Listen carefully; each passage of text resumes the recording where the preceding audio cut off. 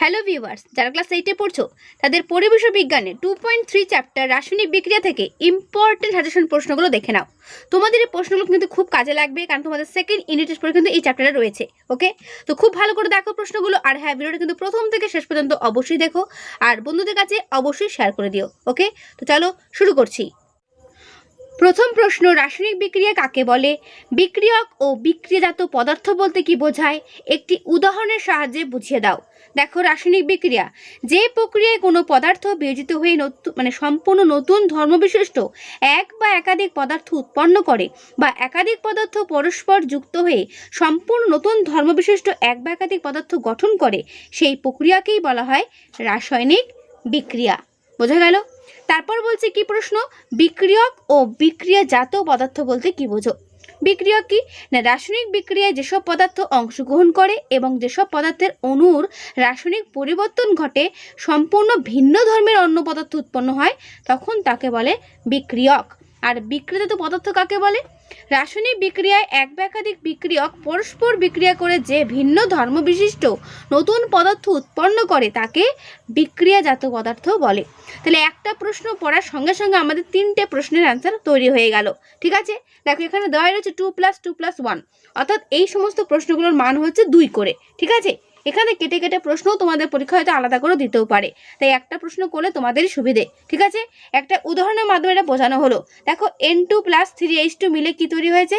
2NH3। পুরো বিক্রিয়ার ডিটেলস এখানে বলা রয়েছে, দেখে নেবে উত্তরটা। তারপরের প্রশ্ন, তড়িৎ লেপন কাকে বলে? এর উদ্দেশ্য কি? ঠিক আছে, বলছে তড়িৎ বিশ্লেষণ পদ্ধতিতে কোনো ধাতু বা ধাতু সংকরের তৈরি পদার্থের ওপর অপেক্ষাকৃত কম সক্রিয় অন্য কোনো ধাতুর প্রলেপ দেওয়াকে তড়িৎ লেপন বলে। আমি প্রথমে তোমাদের বড় প্রশ্ন দেখাচ্ছি, তারপর তোমাদের শর্ট প্রশ্ন দেখিয়ে দেবো।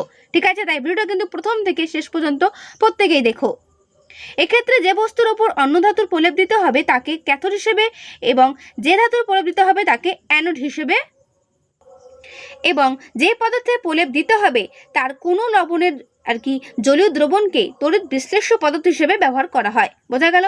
আর এই তড়িৎ লেপনের উদ্দেশ্য কি না, ধাতুগুলোকে মরচে পড়া তথা জলবায়ুর হাত থেকে রক্ষা করা, ধাতুর উজ্জ্বলতা বজায় রাখা, ধাতুগুলোর ক্ষয়রোধ ও স্থায়িত্ব বৃদ্ধি করা। ভেরি ভেরি ইম্পর্টেন্ট, কিন্তু প্রশ্নটি খুব ভালো করে তৈরি করবে। এর পরের প্রশ্ন, অনুঘটক কাকে বলে? একটি উদাহরণের সাহায্যে রাসায়নিক বিক্রিয়ায় এর প্রভাব আলোচনা করো। দেখে নাও উত্তরটা, খুব ভালো করে এখানে গল্পের মতো করে দেওয়া রয়েছে। অনুঘটকের সংজ্ঞাটা ভালো করে পড়বে, তারপরের পরীক্ষার মাধ্যমে বা উদাহরণের সাহায্যে বিক্রিয়ার এই প্রভাব অনুঘটকের প্রভাবটা আলোচনা করবে। ঠিক আছে, আমি আর পড়ছি না, উত্তর তোমরা দেখে নাও। এর অ্যান্সারটা কিন্তু এই পর্যন্ত শেষ হলো। ওকে, তারপরে প্রশ্ন, অনুঘটন কাকে বলে? বলছে যে রাসায়নিক বিক্রিয়ায় অনুঘটক সামান্য পরিমাণে উপস্থিত থেকে বিক্রিয়ার গতিকে ত্বরান্বিত করে কিন্তু বিক্রিয়ার শেষে নিজে অপরিবর্তিত থাকে, সেই বিক্রিয়াটাকে বলা হয় অনুঘটন। বোঝা গেল? এরপরে প্রশ্ন, অনুঘটকের বৈশিষ্ট্য কি? এখানে বৈশিষ্ট্যটা খুব সুন্দর করে দেওয়া রয়েছে, 1, 2, 3 নাম্বার, 4 নাম্বার, 5 নাম্বার করে। এটা কিন্তু ভালো করে করবে। ওকে, তারপরে প্রশ্ন, শিল্পে অনুঘটকের 2টি ব্যবহার উল্লেখ করো। Very very important. তারপরের প্রশ্ন, উৎসেচক কাকে বলে? জীবদেহে এর ভূমিকা আলোচনা করো। ওকে, দেখে নাও উত্তরটা পুরোটা। এর পরের প্রশ্ন, হাইড্রোজেন পারঅক্সাইডে MnO2 গুঁড়ো যোগ করার সময় MnO2 এর বড় ডেলা না সমান ভরের সূক্ষ্ম গুঁড়ো কোনটি দিলে বেশি তাড়াতাড়ি অক্সিজেনের বুদবুদ বেরোবে? আবার বলছি, হাইড্রোজেন পারঅক্সাইডে MnO2 গুঁড়ো যোগ করার সময় MnO2 এর বড় ডেলা না সমান ভরের সূক্ষ্ম গুঁড়ো, এই দুটোর মধ্যে কোনটি দিলে বেশি তাড়াতাড়ি অক্সিজেনের বুদবুদ বেরোবে? খুব ভালো করে করবে এটা। প্রস্রাবাগারে অ্যামোনিয়ার ঝাঁঝালো গন্ধ পাওয়া যায় কেন? দেখে নাও বাকি উত্তরটা। ঠিক আছে, আমি কিন্তু পুরো উত্তর তোমাদেরকে দেখিয়ে দিচ্ছি। এর পরের প্রশ্ন, তাপমোচী রাসায়নিক বিক্রিয়া কাকে বলে? নিচের বিক্রিয়াগুলো তাপমোচী রাসায়নিক বিক্রিয়া কিনা ব্যাখ্যা করো। Very very important. তাপমোচী বিক্রিয়ার সংজ্ঞা তো এক লাইনই হয়ে গেল, তারপর পুরো বিক্রিয়াটা সুন্দর করে এখানে ডিটেলসে বুঝিয়ে দেওয়া আছে, ভালো করে করবে। ঠিক আছে, এই পর্যন্ত উত্তরটা শেষ হলো। তোমার জানা কয়েকটি তাপমোচী বিক্রিয়ার কথা উল্লেখ করো। ভেরি ভেরি ইম্পর্টেন্ট, ভালো করে করবে। তাপমোচী রাসায়নিক বিক্রিয়া বলতে কি বোঝো? এটা ভালো করে করবে, শুধু এখান থেকে এই পর্যন্ত করলেই হবে। তারপরের প্রশ্ন, তোমার প্রাত্যহিক অভিজ্ঞতা থেকে 3টি তাপগ্রাহী ভৌত পরিবর্তনের কথা উল্লেখ করো। দেখো, হাতে স্পিরিট ঢাললে ঠান্ডা বোধ হয়, এটা একটা হতে পারে। ভিজে কাপড় গায়ে দিলে সর্দি লেগে যায়। আরেকটা কি, গ্রীষ্মকালে কুকুর জিভ বের করে হাঁফায়। তারপরের প্রশ্ন, পোড়া চুন এবং অ্যামোনিয়াম ক্লোরাইডের সঙ্গে বা ক্লোরাইডের মধ্যে পৃথক পৃথকভাবে জল যোগ করা হলো, প্রতি ক্ষেত্রে কি ধরনের পরিবর্তন হয়, যুক্তি সহ লেখো।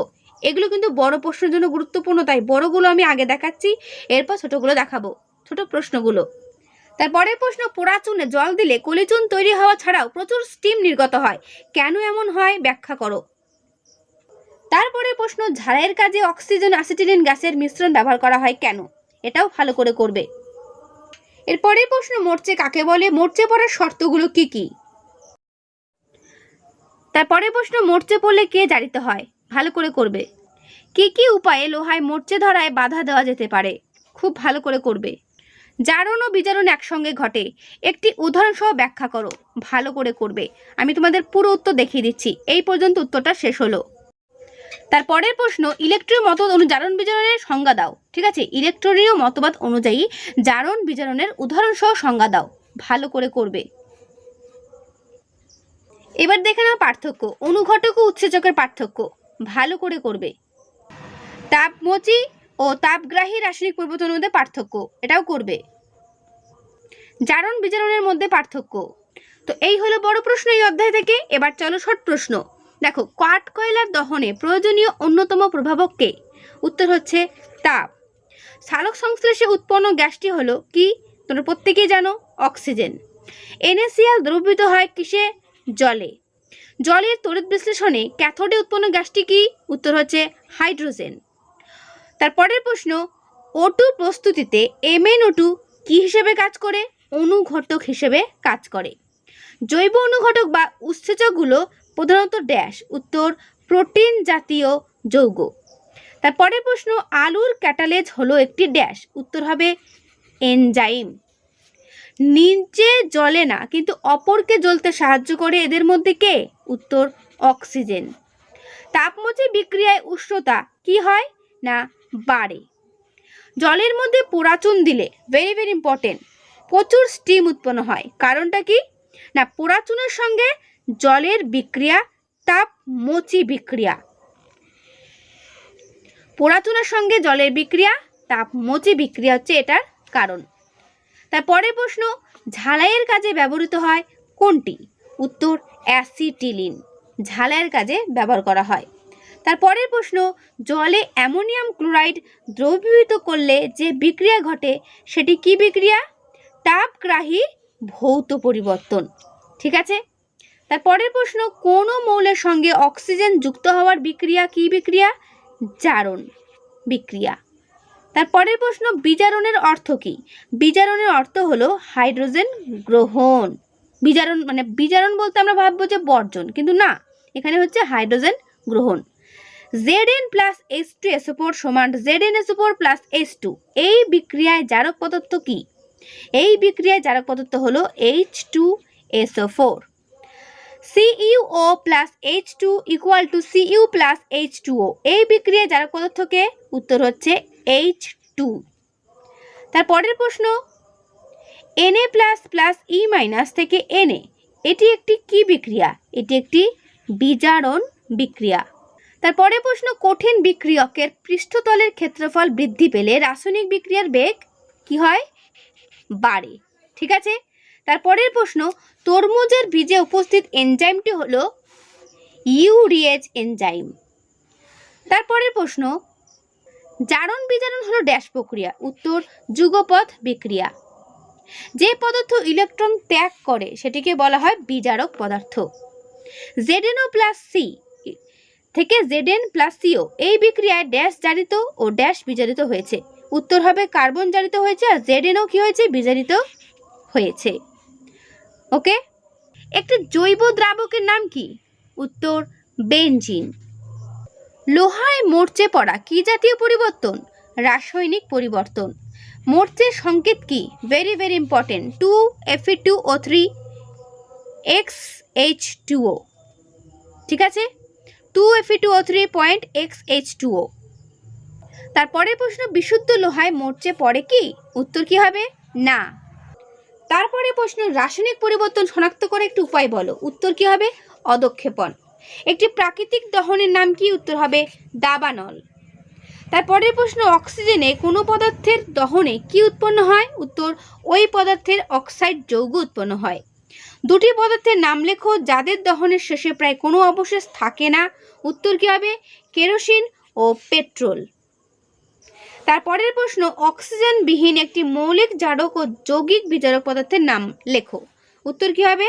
Cl2, FeCl2। একটি বিষাক্ত বিজারক পদার্থের নাম কি হবে? উত্তর হচ্ছে কার্বন মনোক্সাইড অর্থাৎ CO। একটি তরল জারক ও গ্যাসীয় জারক পদার্থের নাম কি? উত্তর কি? গাঢ় সালফিউরিক অ্যাসিড ও অক্সিজেন। একটি বিজারক গ্যাসের নাম প্রত্যেকেই জানো, উত্তর হচ্ছে হাইড্রোজেন বা H2। জারণ ও বিজারণ ক্রিয়ায় একটি প্রাকৃতিক উদাহরণ কি হতে পারে? উত্তর হচ্ছে লোহায় মরচে পড়া। Very very important.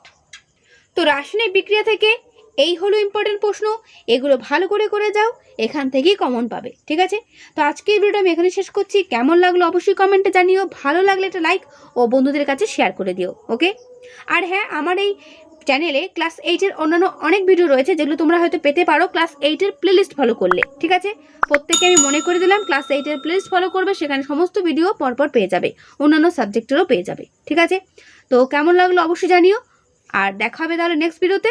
ভালো থেকো সবাই, ভালো করে পড়ো সবাই।